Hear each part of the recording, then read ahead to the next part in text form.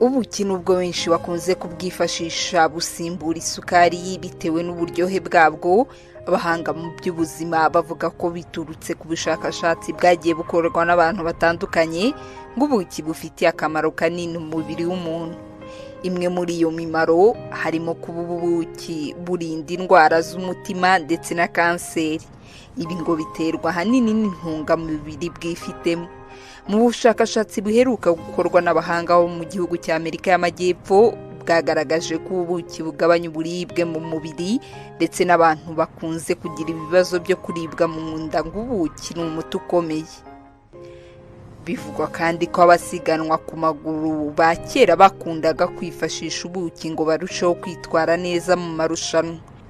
Ubushakashatsi bwahereye kuri urwo rugero rwabo buza kuvumbura ko ubuki bufite ubushobozi bwo kugenzura urugero rw'isukari mu mubiri kandi bugafasha gusubirana ingufu kurusha ibindi bintu biryohera abantu basanzwe bifashisha mu kugarura ingufu mu mubiri. Ubuki buzwiho ububasha bwo kurinda inkorora ndetse n'ubundi burwayi bwo mu muhogo.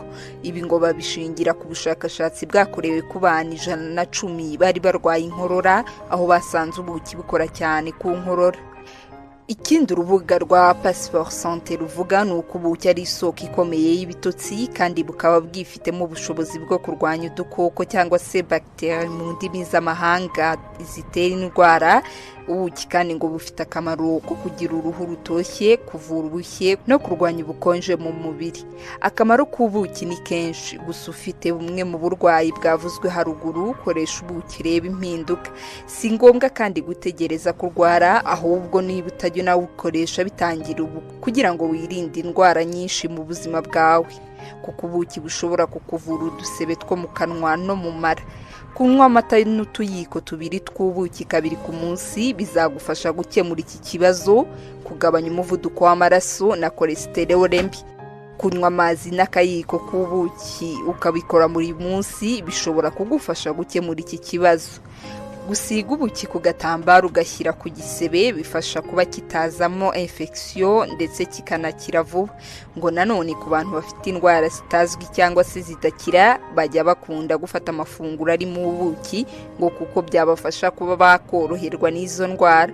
Twababwira kandi ko ubuki bubamo imyunyu ngugu itandukanye yose ifitiye umubiri akamaro. Bivugwa kandi ko ubuki bushobora kugira uruhare mu kongera ubudahangarwa bw'umubiri. Kuba ubuki rero bushobora kugira umumaro nk'uyu nguyu bubikesha ko buba bwakozwe hakusanyijwe iby'inzuki ziba zakuye mu ndabo zitabarika ndetse no mu bimera bitandukanye biba byivanzemo imiti y'umwimerere itandukanye.